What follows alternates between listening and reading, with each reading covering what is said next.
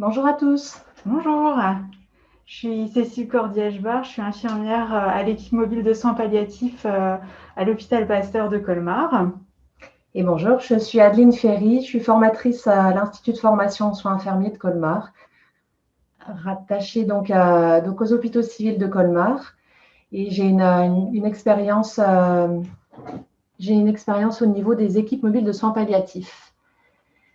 Donc on voit les personnes qui se connectent. Donc aujourd'hui, nous venons vous parler des soins de bouche en situation palliative. Mais ce qu'on va pouvoir vous dire pourra certainement vous servir même dans d'autres situations. Dans un premier temps, on vous parlera plutôt de la bouche de façon générale. Et puis ensuite, on vous proposera différentes pistes de prise en charge selon l'état buccal. Si vous avez des questions, on vous invite à les garder pour les présenter à l'issue de la présentation. Ça durera une vingtaine de minutes et on aura un temps d'échange après selon vos questions. La présentation va être enregistrée et comme vous êtes inscrit, vous aurez droit à un montage qui sera fait par le réseau sur notre présentation. Donc, pour cela, ne vous inquiétez pas, vous aurez donc le support. Voilà, on démarre tranquillement. Donc, les soins de bouche, comme on le met d'emblée, hein, on est tous concernés. Excusez-moi. Et donc, d'emblée, on vous conseille de ne pas les oublier, puisque quand on voit les champignons comme ça sur la langue, effectivement, il faut gérer. Voilà, donc pour commencer, on va vous montrer différentes représentations de la bouche et aussi des illustrations de ces différentes fonctions. Alors la première image, c'est plutôt une bouche très saine, hein, c'est ce à quoi on aimerait tous tendre. Et donc là, effectivement, une bouche saine, mais aussi une bouche souriante. La bouche, elle est aussi, elle sert dans le côté séduction ou dans le côté esthétique. Là, on a la bouche au travers du chant, effectivement, alors dans le sens du partage et de la culture aussi. La bouche, elle peut aussi servir pour embrasser, hein, que ce soit les enfants ou son conjoint, sa conjointe, ou ses proches. C'est vrai que le baiser passe par la bouche. La bouche a aussi des fois une vocation ou une mission subversive ou provocante en fonction. Elle sert bien sûr à manger, hein, c'est une des premières choses auxquelles on pense, mais comme on le voit, il y a d'autres fonctions. Et enfin, la bouche est quand même le principal moyen de communication, effectivement.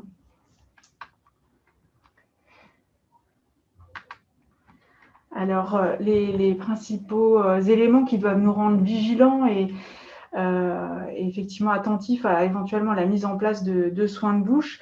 En premier lieu, on parle de la iatrogénie. Alors, ça peut être effectivement la présence de traitements d'oxygénothérapie, des traitements par corticoïdes, par opioïdes, par psychotropes, par benzodiazépine, les traitements par chimio ou encore la radiothérapie, notamment au niveau ORL, qui vont effectivement altérer l'état, qui peuvent altérer l'état buccal.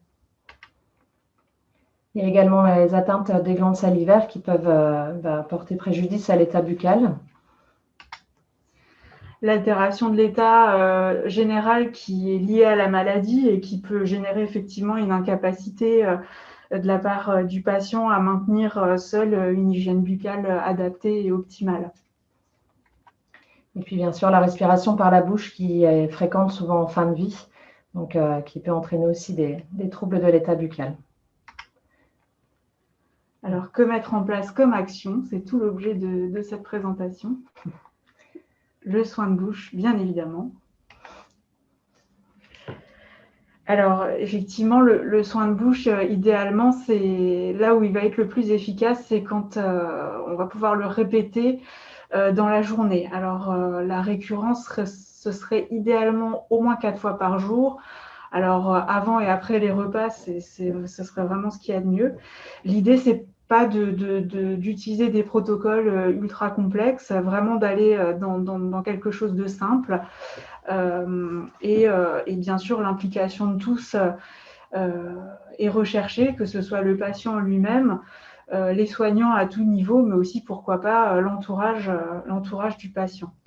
La réévaluation est bien évidemment essentielle pour vraiment cadrer au plus près du besoin du patient et effectivement d'adapter le soin de bouche en fonction de l'état réel au niveau buccal. Et avant toute chose, bien évidemment, avant de se lancer effectivement dans la réalisation du soin de bouche, l'explication du soin au patient est très important puisque c'est souvent après lui avoir expliqué le soin qu'on aura une meilleure participation et en tout cas que le patient aura peut-être moins peur de se laisser faire, effectivement. Et justement, on avait prévu une petite vidéo que vous aurez dans le montage ensuite. Le son n'étant pas du tout de qualité, on ne préfère pas vous la passer, mais on avait mis en scène l'approche qui nous semble essentielle par rapport aux soins de bouche. La technique, c'est une chose, hein, on va vous faire après des propositions de prise en charge, mais la façon d'aborder le soin de bouche est aussi importante. Là, dans notre situation, c'était une personne qui ne voulait pas du tout qu'on lui regarde la bouche. Et donc, la soignante lui dit qu'est-ce qui se passe, pourquoi, chercher à comprendre. Et donc, on est toujours dans la même idée, hein, dès qu'on est devant un patient, l'idée, c'est de lui expliquer le soin, pourquoi on va lui faire, comment ça va fonctionner et de prendre le temps aussi.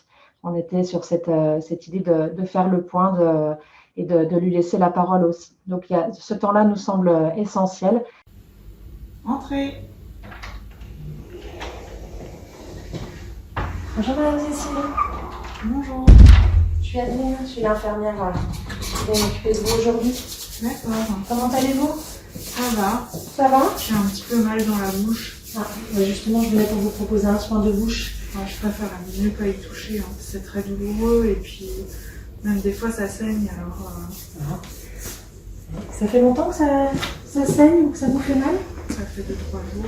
2-3 jours. Est-ce que le médecin a pu regarder votre bouche? Je ne vais pas trop montrer, j'avais peur qu'il bricole dedans et que ça me fasse mal encore plus. D'accord. Et est-ce que vous arrivez à manger ou à boire? J'arrive, mais c'est pas très agréable, quoi. Est-ce que vous seriez d'accord pour me montrer un petit peu en regardant tout doucement? Je touche pas pour le moment, je ne fais que regarder, voir ce qu'on va pouvoir faire. Puisque c'est vrai que le problème, c'est que si on ne fait pas le soin de bouche, la bouche risque de rester douloureuse. Si on arrive à nettoyer un petit peu, voir d'où ça vient, on pourra peut-être améliorer ce problème. Et si vous avez moins mal, vous arriverez peut-être mieux à manger. J'entends que vous avez un peu la voix rauque aussi. Oui, parce que quand j'avale, ça me fait mal et puis c'est pas très... Il y a un goût bizarre aussi dans la bouche. En plus, oui, donc les repas sont pas très agréables. D'accord. J'entends que vous appréhendiez, hein, le soin, c'est normal. C'est vrai qu'en plus, la bouche, là, on la cache tout le temps avec nos masques en ce moment. Mais le mieux, c'est de faire régulièrement les soins de bouche pour pouvoir améliorer la situation. Donc, c'est sûr qu'on va prendre le temps. Ce qu'on peut faire, c'est déjà regarder. Je peux essayer de nettoyer un petit peu. Vous me dites, on fait à votre rythme. Et puis on y reviendra tout à l'heure. Je peux revenir dans 2 heures, par exemple, pour refaire, renettoyer. Et puis petit à petit, on pourra trouver ce qui vous convient le mieux. D'accord. On essaye comme ça? On essaye comme ça. On tenait à préciser pour nous l'importance de le prendre en compte.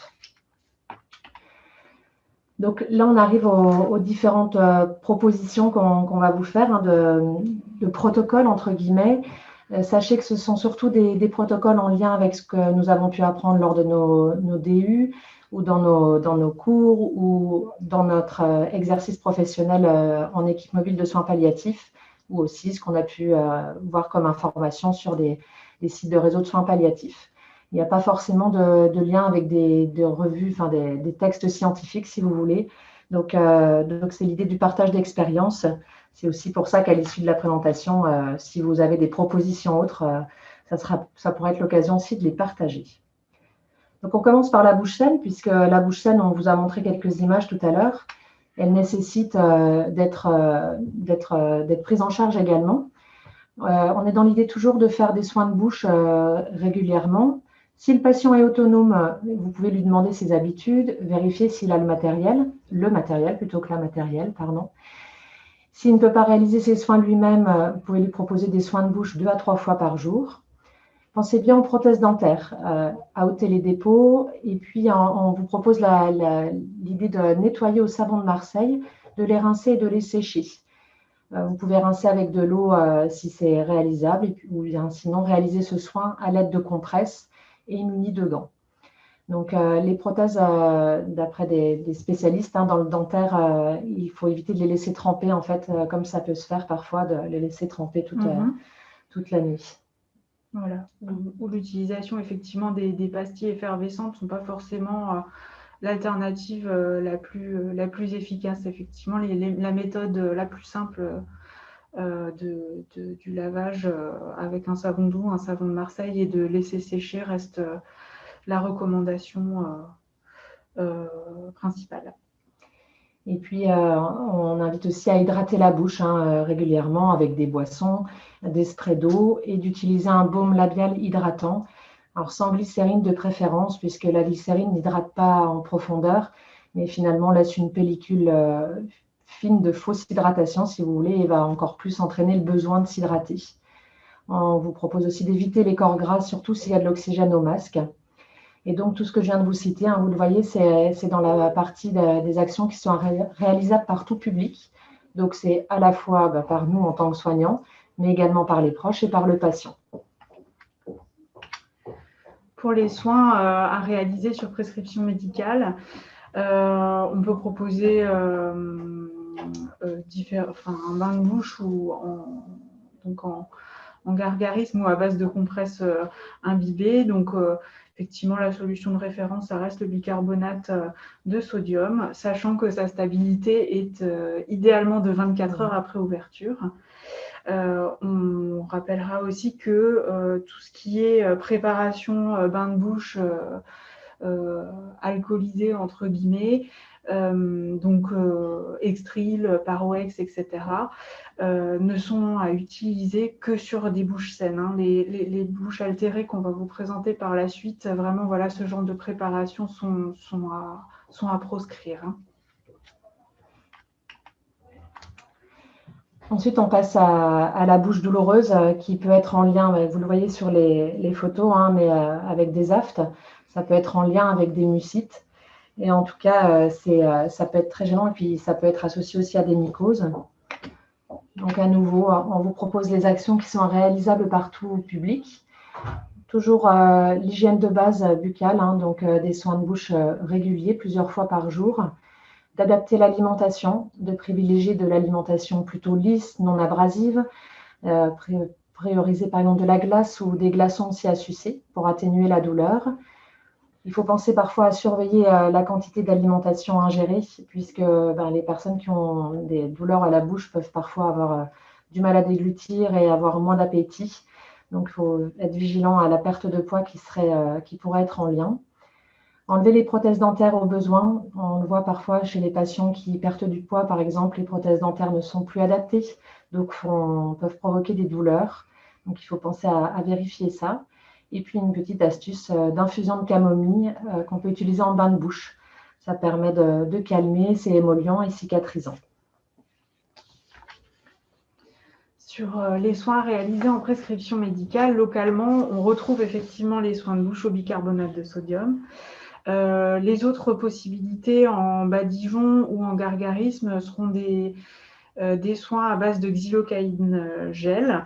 Alors, dans ce type d'utilisation, il faut bien être vigilant à le faire à distance des repas parce qu'effectivement, il peut y avoir un risque de fausse route de par le côté anesthésiant de la xylocaïne. D'autre part, on peut utiliser d'autres préparations à base d'Ulcar ou à base de Soluprède, effectivement.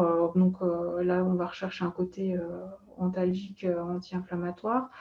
Et en dernier lieu, pourquoi pas utiliser un bain de bouche à base de morphine. Donc voilà, je vous laisse voir les différentes dilutions qui seront à utiliser effectivement juste en badigeon ou en gargarisme. Il n'est pas question d'avaler effectivement ces différentes préparations.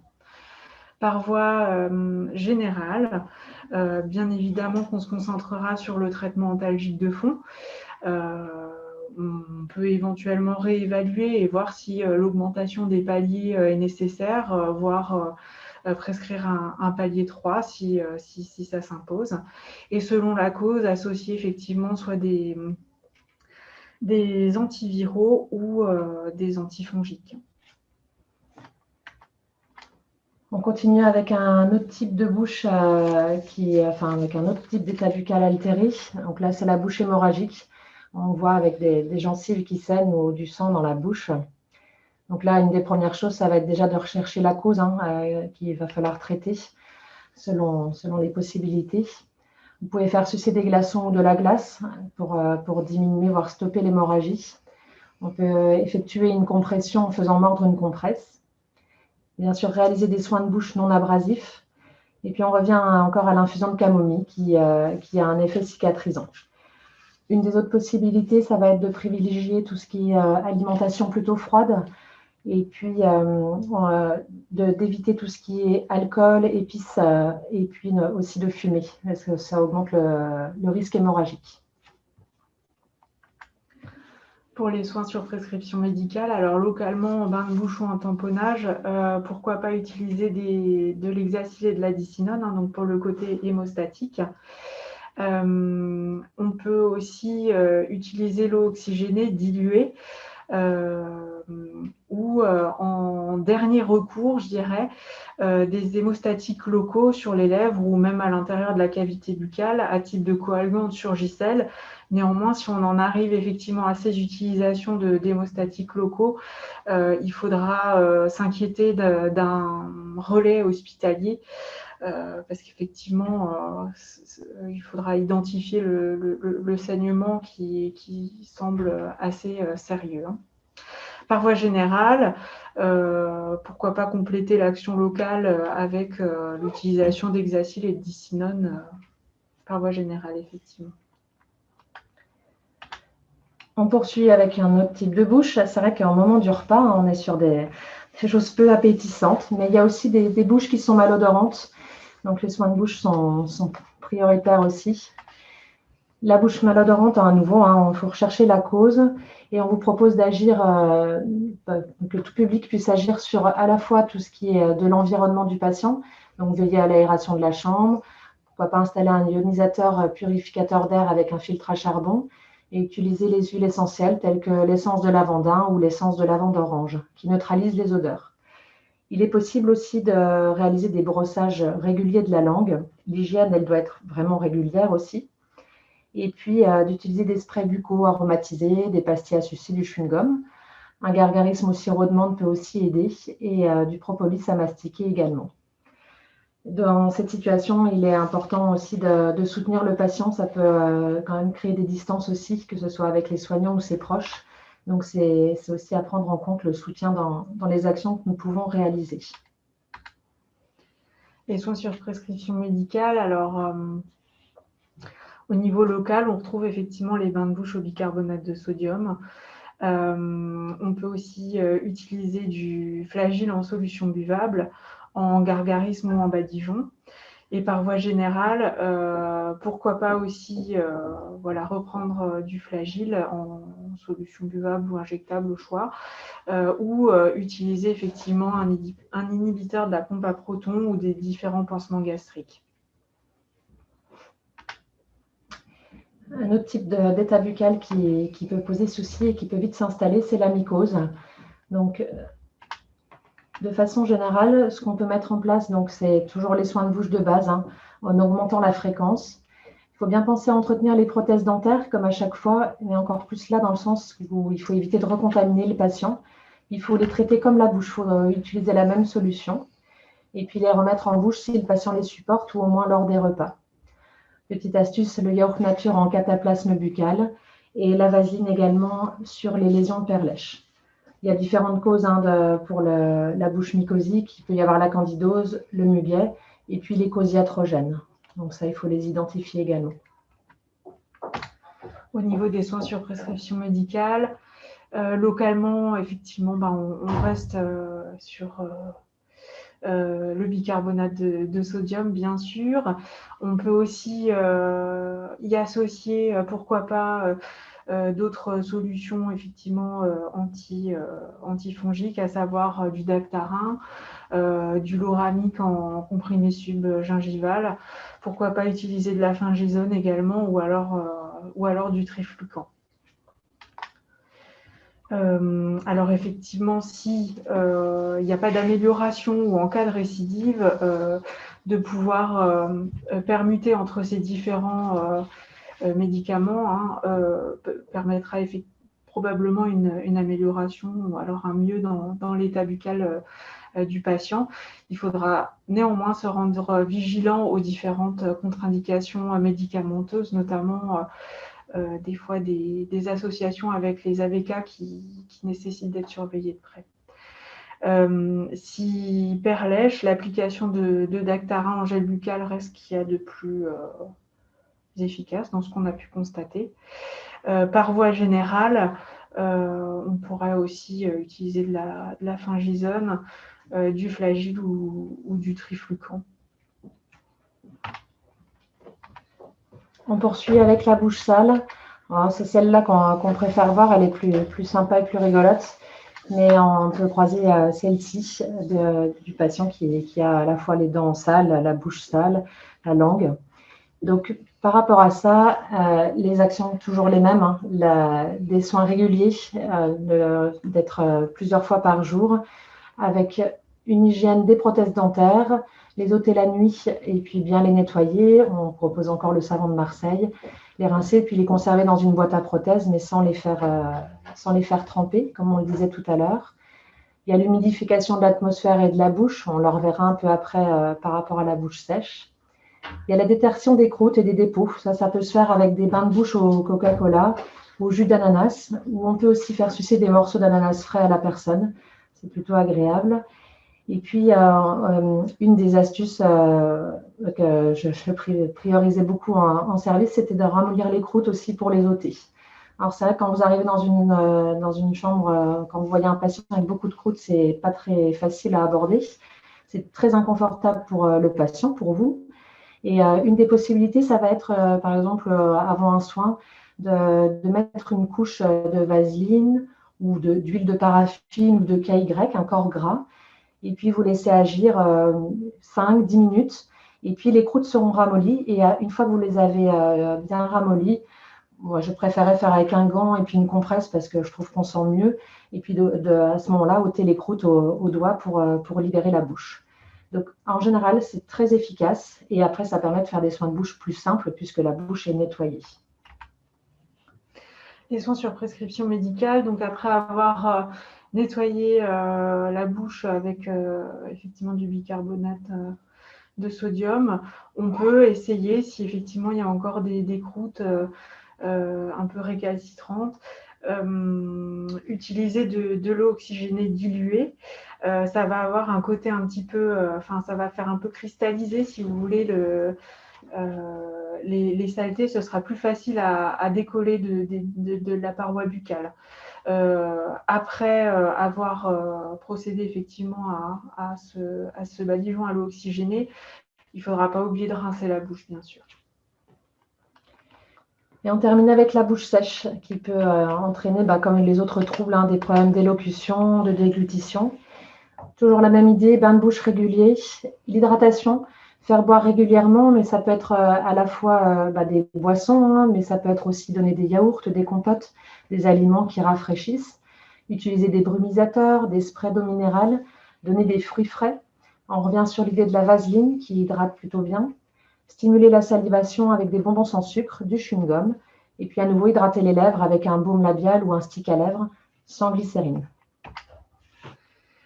Au niveau des soins sur prescription médicale, toujours encore le bain de bouche au bicard, mais localement, on peut aussi utiliser de l'huile de paraffine en solution buvable, effectivement en application locale exclusivement, parce qu'effectivement, si le patient l'avale, il y a l'effet laxatif qui rentre en ligne de compte, et donc là, c'est pas forcément souhaité. En utilisation hors AMM, on peut aussi utiliser le gel Lanzoil qui est aussi à la base utilisé comme laxatif, ou alors le gel lubrifiant KY qui permettent, quand on enduit certaines bouches, de bien hydrater et qui ont un effet assez intéressant. On peut aussi utiliser les salives artificielles, comme par exemple l'artisial. Voilà. À utiliser quand même avec modération. Hein. Autant tout ce qui est brumisateur, on peut l'utiliser tout au long de la journée, autant l'artisial, voilà, en fonction des indications, il y a une posologie à respecter. Par voie générale, pourquoi pas aussi associer une prise de surfarlem en fonction. Hein. Et donc, pour conclure, on l'a dit plusieurs fois, pensez à réaliser aussi des soins de bouche, des soins d'hygiène buccale de base. Ça peut être avec de l'eau tiède, avec de l'eau pétillante ou avec le bicarbonate, comme on l'a cité de nombreuses fois. Éviter tant que possible sur les bouches lésées les solutions alcoolisées. Et puis, la fréquence des bains de bouche est vraiment primordiale. Faire un très bon soin de bouche une fois par jour va être moins efficace qu'en faire 3 qui seront peut-être moins longs, moins performants, on va dire, que 3-4 fois par jour. Et donc, voilà, on s'arrête là et on vous donne la parole. Mince, excusez-moi. Hop. Je voudrais revenir au... Ah, super, c'est là.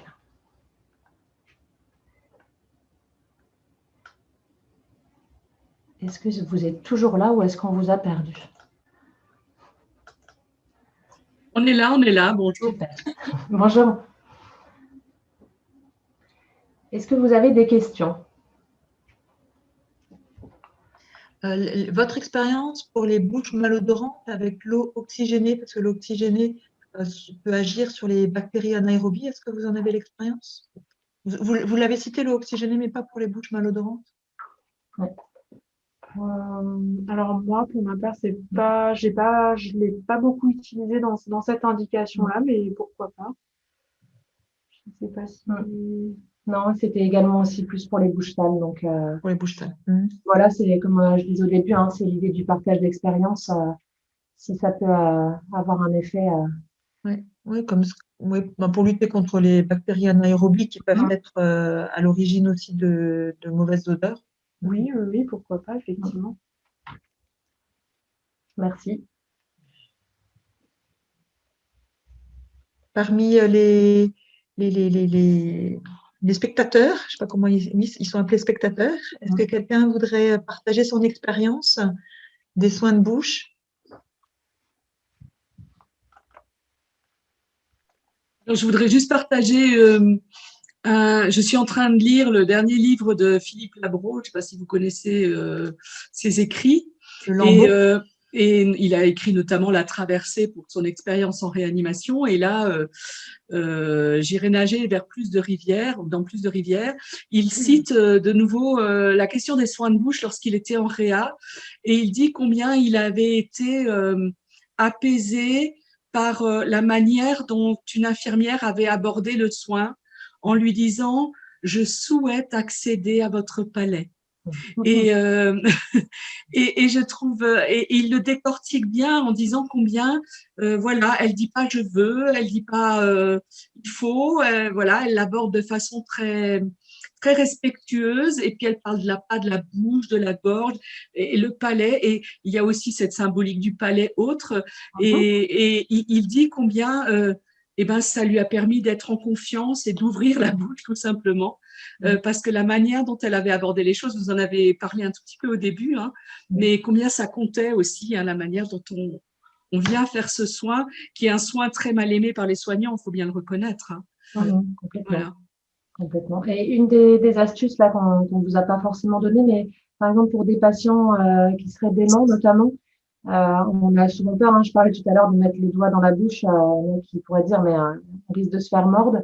Une des techniques, ça va être déjà d'expliquer bien sûr ce qu'on fait, et puis de passer par la caresse de la joue, puisque ça fait le lien, ça montre, le toucher fait que la personne prend conscience qu'il va y avoir une approche, mais avant d'être intrusif à rentrer dans la bouche, de déjà passer par toucher la joue tout simplement, J'ai utilisé dès qu'on m'avait donné ce truc-là, j'avais pu l'utiliser. J'avais trouvé que c'était vraiment impressionnant comment ça permettait après d'être dans la bouche. Et je me souviens même d'une fois d'une patiente qui avait serré les dents, mais pas à me mordre non plus, hein. Elle avait refermé la bouche, je lui avais réexpliqué et finalement elle avait rouvert. Donc je pense qu'il faut vraiment prendre en compte cette approche, prendre ce temps et avec des jolies phrases comme ça aussi, je pense qu'on aborde les choses autrement. Ouais, c'est une belle expérience aussi, ça, je trouve. Ouais. Marie, tu peux peut-être mettre les références du livre sur le chat, peut-être, si quelqu'un veut les prendre.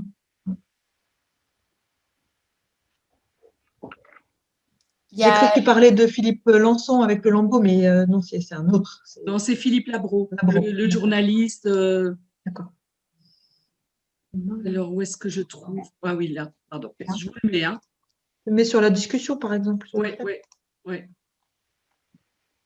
Il y a Olivia Amand qui a levé la main, qui souhaitait intervenir. Allez-y. Moi, je ne sais pas si vous m'entendez. Oui, très bien. Moi, c'était par rapport à quand on récupère des patients, des fois qui ont été pas forcément très bien soignés, avec une langue rôtie. Est-ce que vous avez, mais vraiment à un stade, des fois, on a du mal à s'en sortir. Est-ce que vous avez des conseils? Moi, je partirais vraiment sur les recommandations qu'on a données pour tout ce qui est bouche sèche. Alors là, ça va être vraiment de la bouche ultra sèche pour le coup. Et vraiment répéter le soin de bouche de façon très, très intensive quelque part au début pour essayer de rattraper ce déficit en hydratation. L'astuce de la vaseline en couche, c'est vrai que c'est dans l'idée, je sais pas si, quand on dit ça, ça peut paraître un peu bizarre, la vaseline, on se dit ça doit pas être très agréable, mais vous pouvez aussi tester, même pour vous, hein, même en mettant sur les lèvres, moi je trouve ça bien plus efficace qu'un baume classique. Je vais pas faire de la contre-publicité, mais c'est vrai que c'est quand même un fait, quoi. Et c'est pas si désagréable que ça, et ça peut vraiment bien réhydrater. Alors. Et vis-à-vis du toucher de la langue en elle-même, parce que c'est une zone qui est souvent assez délicate, et des fois, quand elle est rôtie même assez loin dans le fond de la gorge. Et pour vraiment réussir à la remettre en état saine, quoi, mais sur sa globalité, la vaseline, c'est ce que vous avez toujours utilisé de mieux, quoi. Il n'y a pas de bain de bouche ou de choses qui peuvent permettre d'améliorer les choses. Le bicarbonate, mais c'est vrai qu'il faut que la personne puisse réussir à faire le bain de bouche, quoi. Ouais. Parce qu'avec la langue toute sèche, toute dure, il faut aussi qu'il puisse le réaliser de façon confortable. D'accord. Il y a Olivier qui vous demande des conseils pour les aphthonies. Justement, j'ai regardé si on avait d'autres pistes particulières. C'est une autre question entre-temps. Si quelqu'un d'autre veut répondre. Oui. On était sur les conseils qu'on vous a donnés là, et puis la xylocaïne, effectivement, qui peut être en badigeon directement sur l'aphte. Localement, oui.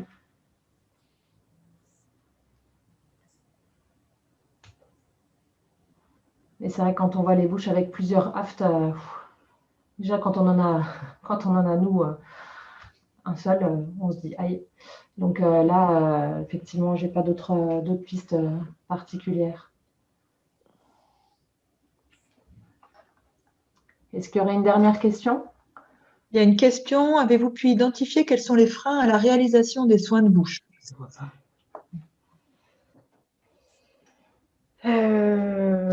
Alors, pour répondre de façon synthétique, souvent, effectivement, il y a le côté assez intrusif quand même du soin, et c'est en ça que la question tout à l'heure quelque part de s'introduire dans le palais, c'est assez intéressant comme approche, parce qu'effectivement, la bouche, ça reste quand même une zone très, très privée, hein, et de devoir rentrer une compresse ou une brosse à dents chez quelqu'un qui n'est plus en mesure de le faire soi-même, ça peut des fois être un petit peu, agressif pour le patient. Donc je dirais qu'il y a ce côté un peu intrusif qui a tendance à freiner et le patient et le soignant. le côté des fois assez peu ragoûtant pour le soignant, parce qu'effectivement les bouches sont des fois dans des états où voilà, il y a une odeur, il y a un aspect qui nécessite de pouvoir faire abstraction de tout ça pour rester objectif. Voilà, je ne sais pas si tu vois. Oui, c'est vraiment ça. Je encore pense autre que c'est chose. assez personnel. Et puis en plus, je pense qu'avec en ce moment la bouche qui est très cachée, Oui, c'est vrai. ça ne doit pas aider non plus pour aborder au quotidien les soins de bouche, vu qu'on la montre de moins en moins. Après, je trouve que vous aviez raison de commencer en présentant tout ce que la bouche aussi, tout ce à quoi elle nous sert et tous les aspects finalement, que ce soit la séduction, embrasser, etc. Et peut-être que les soignants oublient un peu cet aspect plus large et qui fait que quand il y a une visite qui vient voir même une personne âgée, c'est important que cette personne ait une bouche propre, parce qu'une bouche malodorante, parce que par manque de soins, voilà, les proches, voilà, ça va pas non plus faciliter la communication. Et je pense que salut Véro, merci. Et je pense que ça, peut-être que il faut qu'on, de temps en temps, on ait cette idée de rappeler aux gens que il y a tout ça derrière, quoi. Toute cette symbolique aussi qui est très importante. Et c'est vrai que je me souviens, lors du dernier cours que j'ai fait aux étudiants, en parlant notamment des soins de bouche, je leur ai dit, imaginez-vous, vous rentrez vous en tant que soignant, mais vous rentrez en tant que proche, vous voulez embrasser votre conjoint ou votre conjointe et il a une haleine horrible, qu'est-ce que vous allez faire? Vous allez grimacer, vous n'allez pas avoir envie de l'embrasser. Voilà, ça va être assez insupportable pour l'un et l'autre. Et ce lien-là, il est quand même assez primordial. Donc, comme vous dites, c'est vrai que c'était l'idée un peu en exploitant toutes ces fonctionnalités de la bouche, de le mettre en avant, de l'avoir en tête aussi pour y être plus attentif en fait. Et c'est important. Et puis souvent, les soignants ont tendance à proposer ce soin, quand ils le proposent, en fin de toilette, par exemple. Alors que, pourquoi pas et en fin de toilette, ils arrivent et ils disent, bon, j'ai plus le temps, hein. J'ai plus le temps. Voilà. Alors, c'est subtil comme façon de fuir le soin. Mais si on commençait par ça, ce serait peut-être aussi différent. Et même dans la relation avec la personne durant le reste de la toilette ou du soin de base, on serait déjà sur une autre base. Et oui, parce que pour parler, avec un soin de bouche qui est réalisé avant, ça facilite aussi l'échange. Oui, c'est vrai qu'effectivement, de parler avec une bouche sèche ou une bouche sale, c'est vrai que je mets au défi quiconque d'y parvenir, c'est pas forcément évident. Et puis, des fois, certains patients, je pense, ont un réflexe de déglutition qui est amoindri, juste parce qu'effectivement, la langue ou le palais est un peu chargé avec des saletés, effectivement. Donc, voilà, il y a vraiment une vigilance supplémentaire. Outre l'aspect, il y a vraiment au niveau des fonctions de la bouche, voilà, un mieux à apporter, effectivement. Et après, l'intérêt aussi de proposer ce soin en début de toilette, c'est que dans certains cas, quand on laisse poser, par exemple, un peu de vaseline ou une solution diluée d'eau oxygénée ou du KY sur certaines, certaines croûtes ou quoi, de pouvoir rester auprès du patient et être à proximité si jamais la croûte devait se détacher, c'est aussi plus sécurisant de se dire que voilà, on est là pour veiller à ce que voilà, ça génère pas une fausse route non plus aussi à ce niveau-là. J'ai retrouvé du coup dans mes papiers, je savais que j'avais une info sur les aftes. Donc il y a Mme Grosse qui propose aussi sur coton-tige de l'huile essentielle de titri. Donc ça peut être une super idée. Et puis au niveau médicamenteux, j'avais vu aussi de l'aspégique en gargarisme et puis de l'ulcar également en gargarisme au badigeonnage ou en glaçon à sucer. Donc ulcar et aspégique pourraient aussi bien soulager pour les aftes. Et l'utilisation d'aloe vera. Oui, j'en ai déjà entendu parler, j'ai jamais eu l'occasion de le tester moi-même, mais effectivement, c'est des choses que j'ai déjà pu voir, ouais. Effectivement. Bon, voilà, on va peut-être s'arrêter là puisqu'on a dépassé déjà un peu le délai imparti. Merci beaucoup pour vos questions. Et puis, on reste disponible si vous avez d'autres questions avec du recul plus tard. Bon après-midi à tous. Au revoir. Au revoir.